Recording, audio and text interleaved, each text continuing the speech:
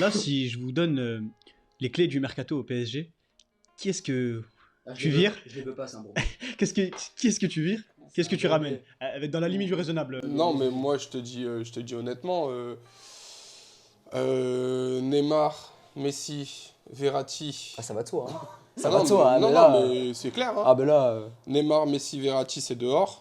Donnarumma, il a de la chance qu'on a lâché Navas parce que sinon c'est dehors aussi. Il a de la chance que Navas soit vieux aussi. Ramos, c'est dehors. Tous les trentenaires, quoi. Personnellement, je pense que Kimpembe, c'est dehors. Pourquoi tu l'aimes pas, toi, en tant que Parisien? Ou tu trouves Bah, qu'il a pas en sa fait, place, je il a pas le trouve- niveau? Non, je trouve que, en fait, tu vois, Kimpembe, c'est de la politique. Il faut le jeune, c'est le il Titi faut parisien, le jeune mais parisien. ils ont mal visé. C'était pas celui qu'il fallait garder. Bah, peut-être Maignan, peut-être Coman, si tu veux. Ah bah, t'as Maignan, t'as Coman, t'as T'as Rabiot. Diaby, t'as Nkunku, Oui, c'est vrai. t'as Après, Rabiot, t'as au tous poste ces de mecs-là. défenseur central, je pense que c'était lui. Parce qu'à côté, il y avait qui? Il y avait Zagadou, il y avait qui d'autre? À l'époque, quand t'as Thiago Silva et Marquinhos, c'est que tu fais monter Marquinhos en 6 pour faire jouer Kimpembe. C'est de la politique. Après, Ça vaut pas le coup. Est-ce que Tuchel, il fait ça pour la politique quand il fait ça? Moi, je pense que c'est une bonne idée d'avoir mis Marquinhos en 6. Sur les poules, là, contre Liverpool, Moi, je Naples, pense, etc. C'était moi, pas je mal. pense que moi, je pense que vaut mieux laisser Marquinhos sur Ah la bah, ligne ah, mais défensive ça, c'est sûr. et mettre C'est Pereira en 6 Ouais. Ah, clairement, oui. et mettre Kimpembe en mode Ouais, échauffe-toi, après, tu vas moi, rentrer, quoi. Moi, si ça tenait qu'à moi, je mettrais Kimpembe dans l'axe et Danilo aussi, c'est virer Marquinhos. Parce que ce gars-là est le symbole de toutes les faillites mentales qu'a connu le PSG.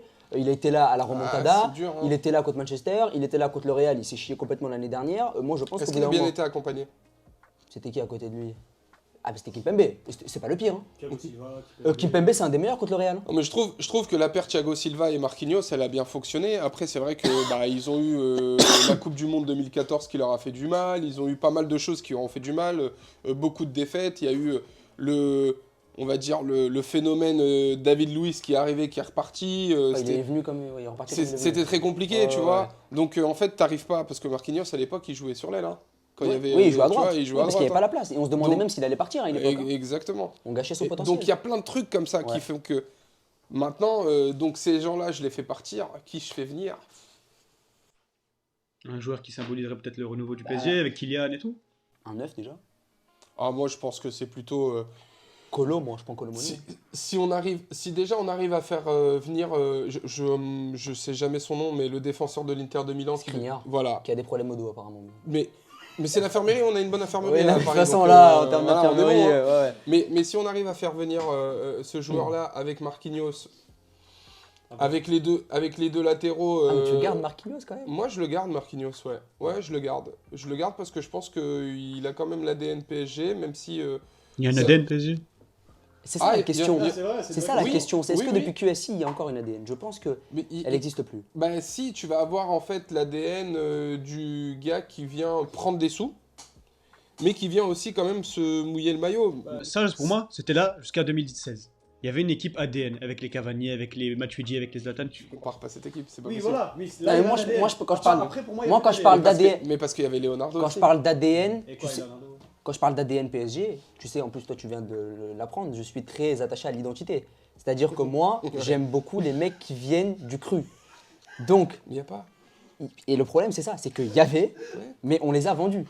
Mais bien sûr. Maignan, qui est On- peut-être on le les a meilleur même pas gardien. vendus, on les a lâchés. On les a lâchés complètement. On les a pas vendus. On les a bradés. On les a lâchés. On les a lâchés complètement. Mais par exemple, moi quand je parle d'ADN PSG, je parle pas de Cavani. Cavani vient du fin fond de l'Uruguay. C'est pas l'ADN du PSG. Non, mais, Moi, je parle il de- il est venu avec cette envie à la Paoletta, qui est venu en fait avec Oui, l'envie de tout il déchirer, faut toujours ce de mec-là. mouiller le maillot, quand il marque un but, il célèbre avec le public, Oui. il a toujours ce visage Ah oui, très c'est le sérieux. visage du peuple. Voilà. Oui, clairement. Et moi je trouve que c'est ça aussi l'ADN du PSG, parce que quand tu regardes le PSG depuis sa création, t'as des joueurs t'as pas beaucoup de Français qui ont joué au PSG, Non. C'est vrai. qui ont brillé. C'est vrai. Le seul, c'est Ginola. Le seul Français. Et lui, c'était vraiment Paris. C'est le Oui, seul. C'est vrai. C'est le seul qui a brillé en C'est tant vrai. que Français au PSG, C'est c'est le vrai. seul. Sinon, c'est faudrait Ronaldinho, peut-être chercher, Weah, oui. Suzic, Ouais.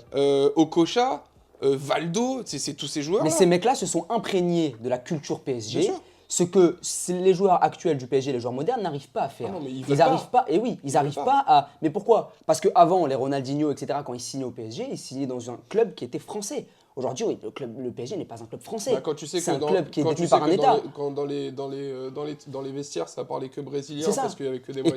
comme je te le compliqué. dis, je suis très attaché à l'identité. Le vestiaire du PSG, où ça ne parle que espagnol, portugais, etc., j'appelle pas ça un vestiaire du PSG. C'est compliqué. J'appelle ça le vestiaire du Barça, de Porto, mais c'est pas le vestiaire du Le vestiaire PSG. du Barça, c'est compliqué encore parce que tu parles catalan, c'est entre catalans. Ah là, et c'est encore plus compliqué. Le Real Voilà. Madrid, par exemple, Non, c'est mais je suis encore d'accord. plus compliqué. Non, mais je suis d'accord. Mais il faut que ces mecs-là s'imprègnent de l'identité. Les mecs, comme je disais, tu connais mieux que moi, mais les Valdo, les Ronaldinho, les Okocha, quand ils arrivaient dans un club français. Ils arrivaient au Paris Saint-Germain. Bien sûr. Ils n'arrivaient pas au Qatar Saint-Germain, Non, où ça l'argent existait coule à pas, bien flot sûr. et où on connaît pas Paris en réalité. Paris, qu'est-ce qu'ils connaissent de Paris? Ils connaissent les boîtes de nuit. C'est ça qu'ils De connaissent. toute façon, Paris, depuis 2012, il est sur la carte. Hein. Oui, voilà. Sinon, Donc c'est des avant, mecs qui viennent pour le avant, il y marketing, avait pas- il y etc. avait pas Donc, grand-chose, pour, hein, pour- donc, pour jouer au PSG, pour vraiment mouiller le maillot et espérer qu'un joueur apprécie de porter le maillot et le mouiller, il faut absolument qu'il y ait cet ADN et qu'il s'imprègne de cet ADN-là. Aujourd'hui, il n'y a personne pour inculquer cet ADN. Qui va le faire? Galtier qui est né à Marseille? Non, mais tu peux pas. Tu peux pas. L'émir Qatari qui a jamais mis les pieds à Paris, qui connaît que les boîtes, c'est peux- personne qui va le faire. Non, mais de toute façon, tu peux pas parce que tu as des entraîneurs qui viennent de l'étranger. Tu as pas. Même les entraîneurs français ne connaissent pas le vivier parisien parce que le vivier parisien, il est tellement Mais important il est énorme. qu'il bouge dans C'est ça tous les qui est sens. dommage. Mais par contre, aujourd'hui, ceux qui brillent en fait et qui sont la future équipe de France, Mm.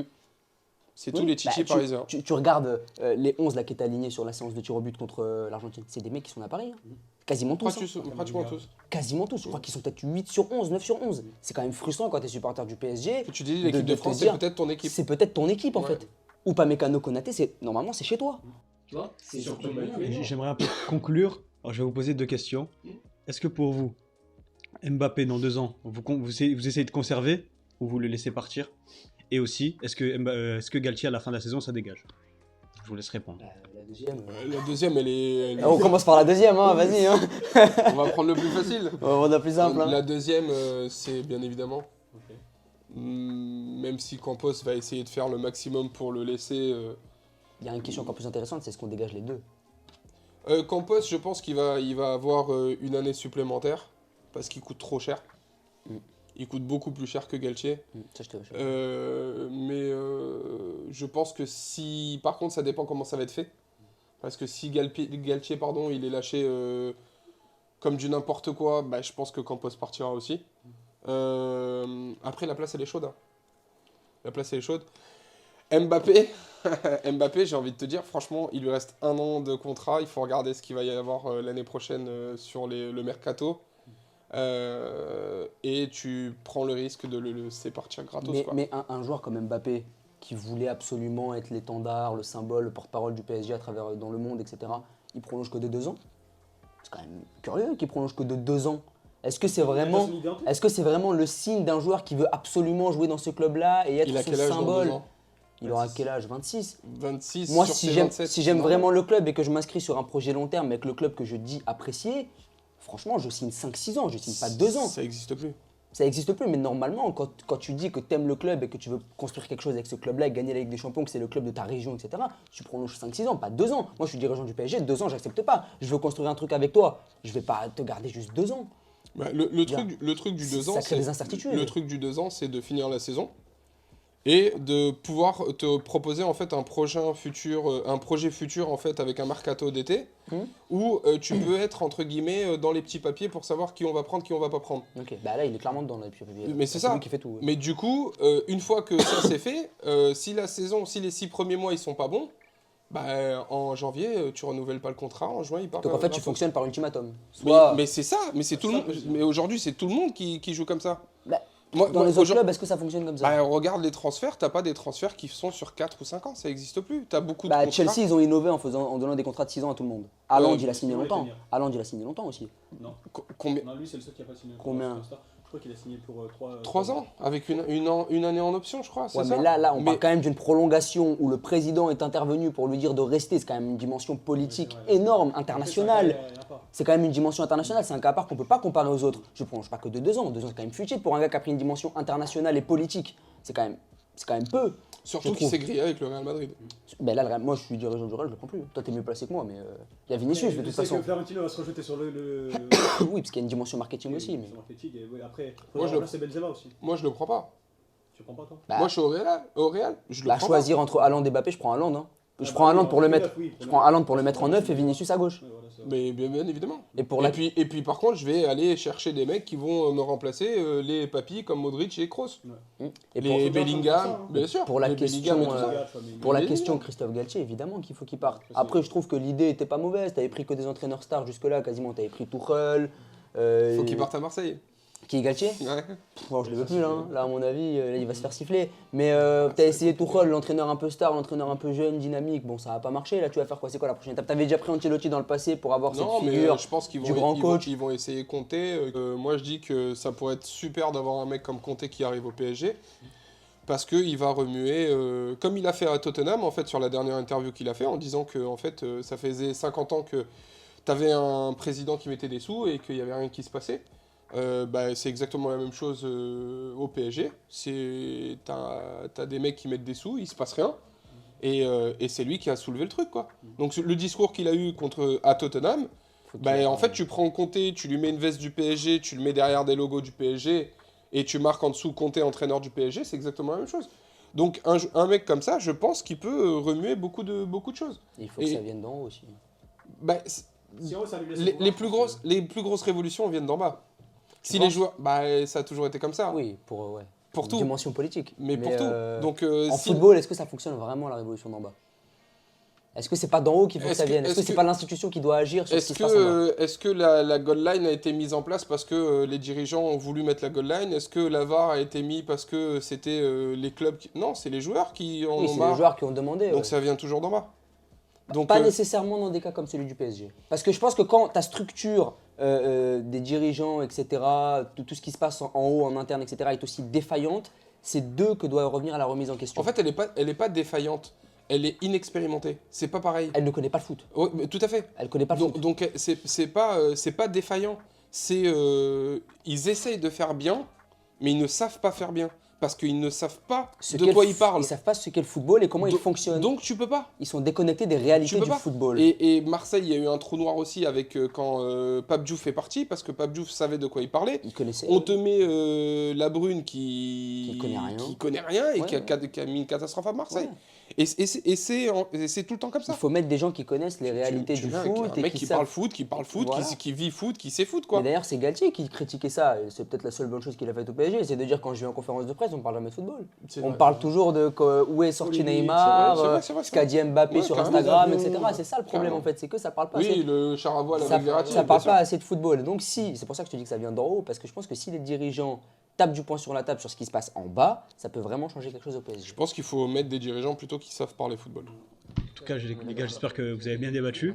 On aurait pu aller sur les titis parisiens, la gestion des titis, des trucs comme ça.